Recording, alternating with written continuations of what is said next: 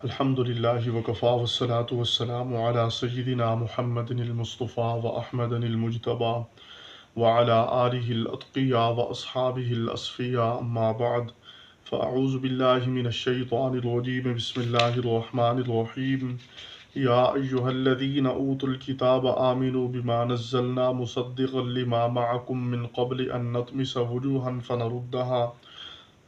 فنردها على أدبارها أو نلعنهم كما لعنا أصحاب السبت وكان أمر الله مفعولا إن الله لا يغفر أن يشرك به ويغفر ما دون ذلك لمن يشاء ومن يشرك بالله فقد افترى إثما عظيما۔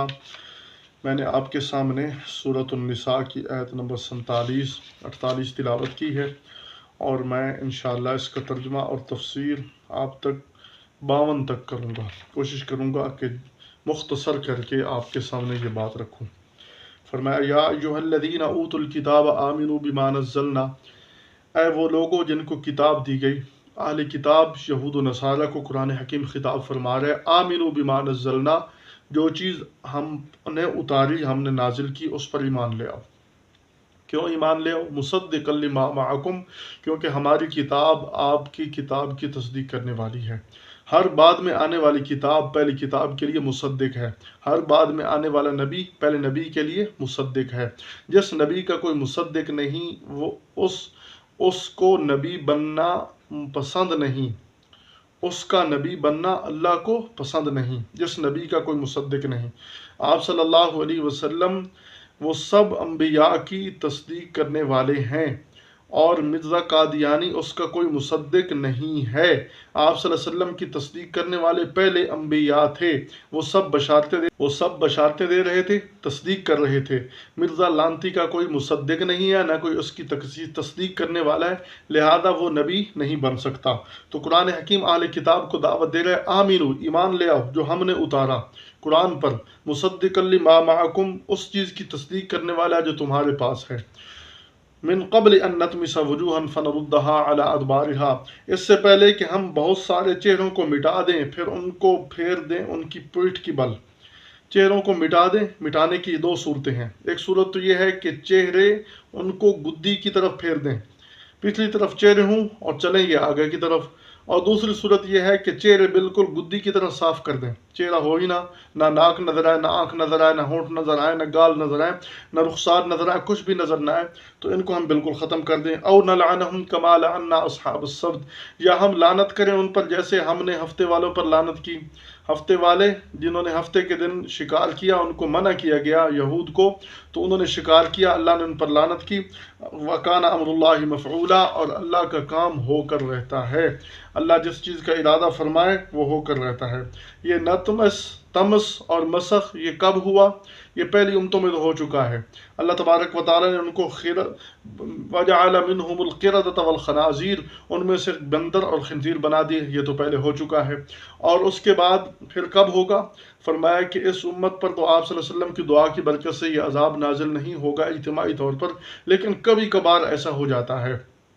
اللہ رب العالمین کبھی کبھار اپنی قدرت کا اظہار فرما دیتے ہیں، لیکن یہ اس کا احتمال نہیں ہے کہ ہو جائے۔ من قبل ان نطمس وجوہا فنردها على ادبارها، لیکن ایک ہوتی ہے آدمی کی ظاہری شکل، وہ تو انسان نظر آتا ہے، ایک ہوتا ہے باطنی شکل، انسان کے اندر جو بری صفت پائی جاتی ہے وہ کسی نہ کسی جانور سے مشابہت کرتی ہے۔ تو اندرونی طور پر انسان اگر اچھا نہیں ہے تو وہ اس جانور کے مشابہ ہے، باقی ظاہری شکل ہے وہ اللہ رب العالمین جو ہے نا چاہیں تو بدل سکتے ہیں، لیکن ایسا جو ہے نا وہ پہلے ہو چکا ہے، اور اللہ کی ذات سے امید ہے کہ ایسا ہوگا نہیں۔ احتمال تو ہے، اللہ ہو سکتا ہے کبھی کبھی ایسا کر دے۔ تو فرمایا ان اللہ لا یغفر ان یشرک بہ ویغفر ما دون ذلک لمن یشاء، رب العالمین فرما رہے ہیں کہ اللہ رب العالمین بے شک اللہ مشرک کو معاف نہیں کریں گے، مشرک کی مغفرت نہیں کریں گے، اس کی مغفرت نہیں کریں گے جو اس کے ساتھ شریک ٹھہرائے گا۔ وَيَغْفِرُ مَا دُونَ ذَلِكَ لِمَن يَشَاءُ، اور اس کے علاوہ جس کو چاہیں گے مغفرت کر دیں گے۔ وَمَن يُشْرِكْ بِاللَّهِ، جو کوئی اللہ کے ساتھ شریک ٹھہرائے گا، فَقَدِ افْتَرَىٰ اِثْمًا عَظِيمًا، اس نے بہت بڑا طوفان باندھا۔ جو آدمی اللہ کی ذات کے ساتھ کسی کو شریک ٹھہرائے وہ مشرک ہے۔ جو آدمی اللہ کی مخصوص صفات کے ساتھ کسی کو شریک ٹھہرائے، مخصوص صفات میں سے خالق ہونا، اللہ ساری کائنات کا پیدا کرنے والے، اللہ خالق کل شیء، کوئی آدمی کہے کہ اللہ بھی پیدا کرتا ہے اور فلاں بھی پیدا کرتا ہے، فلاں مرشد، فلاں پیر، فلاں بزرگ، فلاں کتب، فلاں ابدال وہ بھی کرتا ہے، تو وہ یہ شرک کر رہا ہے۔ اللہ تعالیٰ کی مخصوص صفت خالقیت میں کسی کو شریک کر رہا ہے۔ صفت علم، اللہ تعالیٰ کی صفت پوری کائنات کے اندر، پوری کائنات کو علم کے اعتبار سے اللہ نے احاطہ کیا ہوا ہے، گھیرا ہوا ہے۔ اب کوئی آدمی یہ کہے کہ جیسے اللہ جانتا ہے فلاں بھی جانتا ہے، فلاں نبی، ولی، کتب، ابدال کسی کے بارے میں یہ عقیدہ کر لے، تو یہ جو ہے نا اللہ تعالیٰ کی مخصوص صفت علم میں شریک ٹھہرا دیا۔ اسی طرح اللہ تعالیٰ قادر مطلق ہے، کوئی آدمی اللہ تعالیٰ کی طرح کسی فرشتے کو، کسی ولی کو، کسی نبی کو قادر مطلق سمجھ لے، تو یہ آدمی اللہ تعالیٰ کی صفت کے ساتھ گویا کہ اس کو شریک کر رہا ہے۔ تو خلاصہ یہ ہوا کہ اللہ کی ذات کے ساتھ یا اللہ تعالیٰ کی مخصوص صفات کے ساتھ کسی کو شریک ٹھہرانا یہ شرک ہے، اور اللہ تعالیٰ اس شرک کو سزا دینے کے بعد بھی معاف نہیں کرے گا۔ اتنا بڑا گناہ ہے کہ اس کی معافی کے بارے میں اللہ نے اٹل فیصلہ بتلا دیا کہ اسے معاف نہیں کروں گا۔ یہ رب کائنات نے اٹل فیصلہ فرما دیا، فرمایا وَمَن يُشْرِكْ بِاللَّهِ، جو اللہ کے ساتھ شریک ٹھہرائے گا فَقَدِ افْتَرَىٰ اسْمًا عَظِيمًا، اس نے بہت بڑا طوفان باندھا۔ اللہ رب العالمین پر بہت بڑا الزام لگایا کہ جو حق اللہ تھا وہ غیر کو اس نے دے دیا۔ أَلَمْ تَرَ إِلَى الَّذِينَ يُزَكُّونَ أَنفُسَهُمْ، آگے پھر یہود کی بری خصلت کا ذکر فرمایا، بار بار ان کی خصلتیں بیان کی جا رہی ہیں۔ ایک تو یہ دشمن ہے، دشمن سے بچنے کے لیے کہ دشمن کی بری خصلتوں کا اس لیے ذکر کیا جاتا ہے کہ اس سے بچا جائے، اور دوسری وجہ یہ ہے کہ ان کی خصلتوں سے بچا جائے۔ فرمایا کیا آپ نہیں دیکھتے ان لوگوں کو جو اپنے آپ کو پاکیزہ کہتے ہیں؟ یہودی کہتے تھے کہ ہم پاکیزہ ہیں، ہم انبیاء کی اولاد ہیں، ہم یہود حضرت یعقوب علیہ السلام کی نسل میں سے ہیں، اس لیے ہمیں جو ہے نا کچھ نہیں ہوگا۔ تو یہ بہت بڑا ان کا دھوکہ تھا۔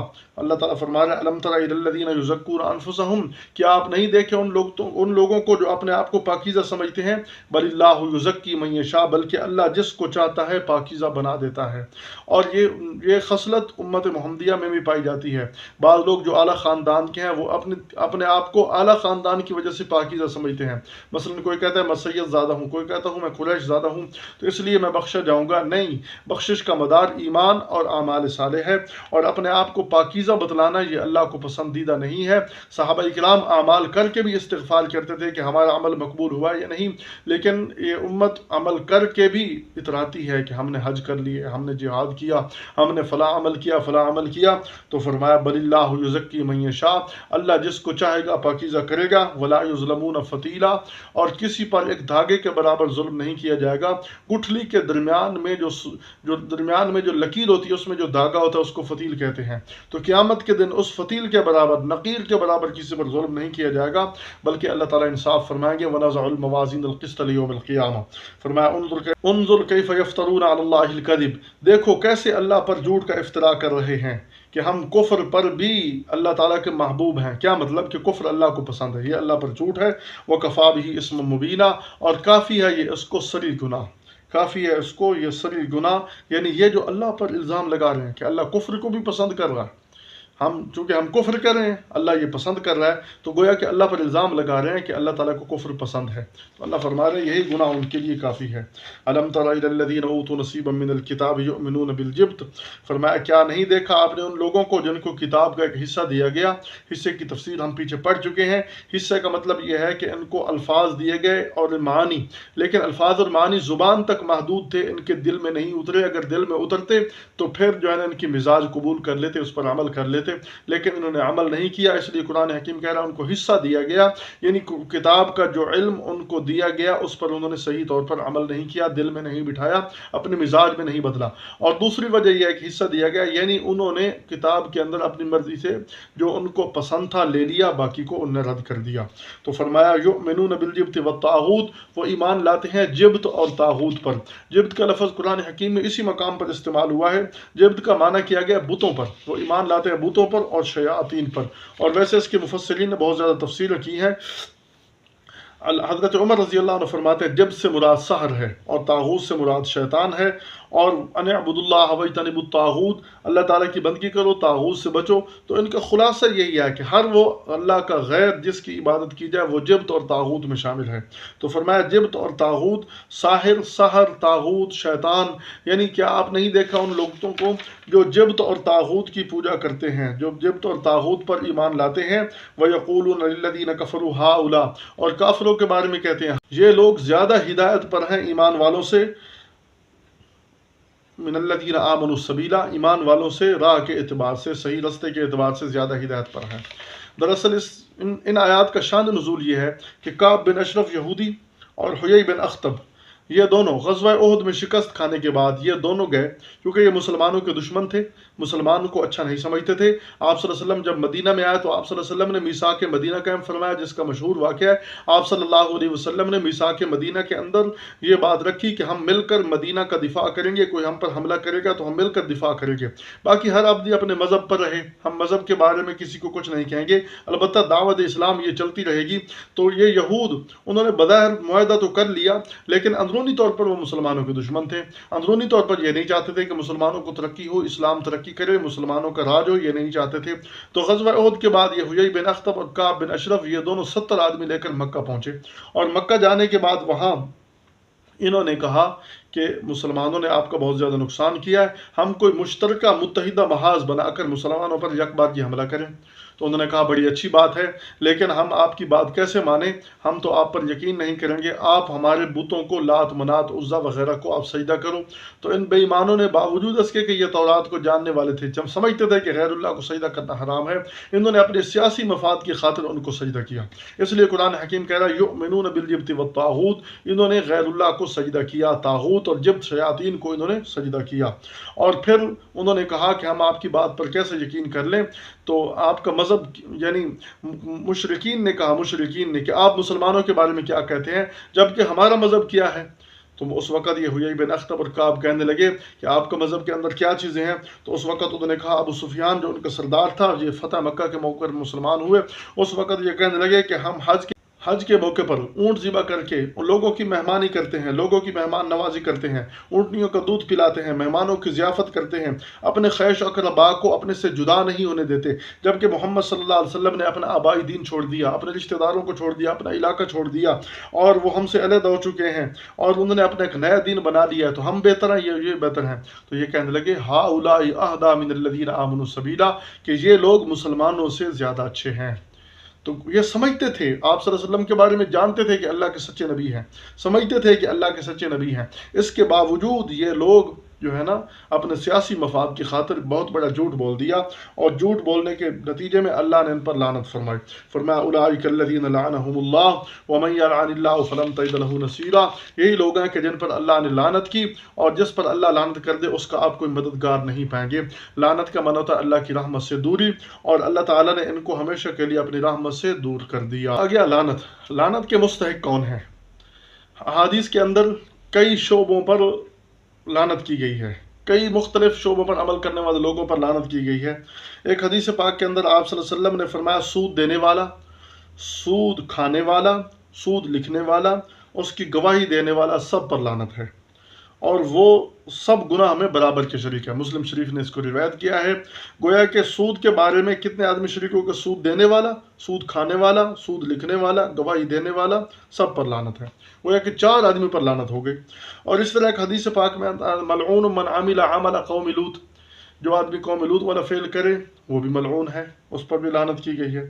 ایک حدیث پاک کے اندر آتا ہے اللہ تعالیٰ کی لعنت ہے سود کھانے والے پر، کھلانے والے پر، اور ان عورتوں پر جو اپنے جسم کو گودنے والی ہیں، یعنی سوئی کے ناکہ سے جسم میں سوراخ کر کے وہاں سرما ڈالتی ہیں تاکہ زینت ہو، گدوانے والی اور ایسی تصویر کھینچنے والوں پر لعنت کی ہے۔ اب یہاں یہ مسئلہ سمجھ لیں کہ عورتیں جو اپنی شکل بدل دیتی ہیں، اپنی شکل بدلنے والی، یعنی ایسے کام کرنا جس سے اپنے جسم پر پکا نشان پڑ جائے، اس پر اللہ کے نبی نے لعنت فرمائی ہے۔ لعن اللہ تعالیٰ نے لعنت فرمائی ہے کہ الفاظ ہیں۔ اسی طرح ایک حدیث پاک میں آتا ہے کہ اللہ تعالیٰ لعنت بھیجتے ہیں شراب پر، اور اس کے پینے والے پر، پلانے والے پر، بیچنے والے پر، خریدنے والے پر، اس کے نچوڑنے والے پر، اس کے اٹھانے والے پر، منگوانے والے پر، ان سب پر اللہ تعالیٰ نے لعنت فرمائی ہے۔ اسی طرح حدیث پاک کے اندر آتا ہے کہ 6 آدمی ایسے ہیں جن پر اللہ نے لعنت بھیجی ہے۔ ایک یہ کہ اللہ کی کتاب میں زیادتی کرنے والا، کوئی نہ کوئی لفظ بدل دیا۔ ایک وہ جو جبراً قہراً اقتدار میں آ کر معزز لوگوں کو ذلیل کر دے، ذلیل لوگوں کو عزت دے دے، اس پر بھی اللہ کی لعنت ہے۔ اور نمبر 3 اللہ کی تقدیر کو جھٹلانے والا۔ نمبر 4 اللہ کی حرام کردہ چیزوں کو حلال سمجھنے والا۔ نمبر 4 اولاد میں وہ آدمی جو محرمات کو حلال کرنے والا ہو، اس پر بھی آپ صلی اللہ علیہ وسلم نے لعنت فرمائی۔ اسی طرح فرمایا میری سنت کو چھوڑنے والا۔ ایک حدیث پاک میں فرمایا کہ لعن اللہ الناظر والمنظور الیہ، یعنی جو کوئی نامحرم پر بری نظر ڈالے اس پر بھی لعنت، بشرط یہ کہ جس پر بری نظر پڑی ہو اس کے ارادہ اور اختیار کے اس میں دخل نہ ہو۔ یعنی اگر ارادہ اور اختیار کی وجہ سے وہ دیکھ رہا ہے، اور وہ عورتیں جس کو دیکھا گیا اس پر بھی والمنظور الیہ، جس کی طرف دیکھا گیا۔ بعض عورتیں بن سنور کے اس لیے نکلتے ہیں کہ لوگ ہماری طرف متوجہ، ان پر بھی لعنت ہے۔ تو اس لیے سوچنا چاہیے۔ حضرت ابو ہریرہ رضی اللہ عنہ سے روایت ہے کہ رسول اللہ صلی اللہ علیہ وسلم نے ایسے مرد پر لعنت کی جو عورتوں کا سا لباس پہنے، اور ایسی عورت پر لعنت کی جو مرد کا لباس پہنے۔ ایسی عورتوں مردوں سب پر لعنت فرمائی جو ایک دوسرے کے مشابہ تشبہ اختیار کرتے ہیں۔ آج مغربی ممالک کے اندر جنس بدلی جا رہی ہے، عورت کو مرد، مرد کو عورت بنایا جا رہا ہے ظاہری طور پر۔ اسی طرح یہاں ہمارے آس پاس والے ممالک میں بھی یہ کام ہو رہا ہے۔ تو جو ظاہری طور پر شکل و شباہت اختیار کرتے ہیں اس پر لعنت فرمائی ہے، اس لیے اس سے بچنا چاہیے۔ اور بھی کافی روایات کے اندر کافی لوگ ہیں جو لعنت کی زد میں آتے ہیں۔ لعنت ایک ایسا جملہ ہے کہ جس کا معنی تھا اللہ کی رحمت سے دور، اس سے بڑھ کر کوئی گالی نہیں ہے۔ اور لعنت ڈالنے میں عورتیں بالکل احتیاط نہیں کرتی۔ بعض مرد بھی عورتوں سے گرے ہوئے ہیں، لیکن عورتیں اس معاملے میں بالکل احتیاط نہیں کرتی، بات بات پہ لعنت نہیں، لاکھ لعنت بولتی ہیں۔ تو لعنت کا معنی اللہ کی رحمت سے دور، جو چیز اللہ کی رحمت سے دور ہو جائے اس کا کیا ٹھکانہ ہے؟ اس سے بڑھ کر کوئی گالی نہیں ہے۔ اس لیے یہ لفظ اپنی زندگی سے ڈیلیٹ کرنا چاہیے، اپنی میموری سے اس کو ختم کرنا چاہیے، تاکہ یہ لفظ میموری میں ہو نہیں۔ اس لیے اس لفظ کو نہیں بولنا چاہیے۔ زندہ پر لعنت کرنی نہیں چاہیے۔ ہاں، جو آدمی کفر پر مر جائے، اس کا کفر پر مرنا یقینی ہو جائے، اس پر لعنت آپ کر سکتے ہیں، لیکن جو آدمی زندہ ہے اس پر آپ لعنت نہیں کر سکتے۔ ہو سکتا ہے ایمان کی توفیق مل جائے۔ تو فرمایا وَمَن یلعن اللہ، جس پر اللہ لعنت کرے آپ اس کا ہرگز کوئی یار و مددگار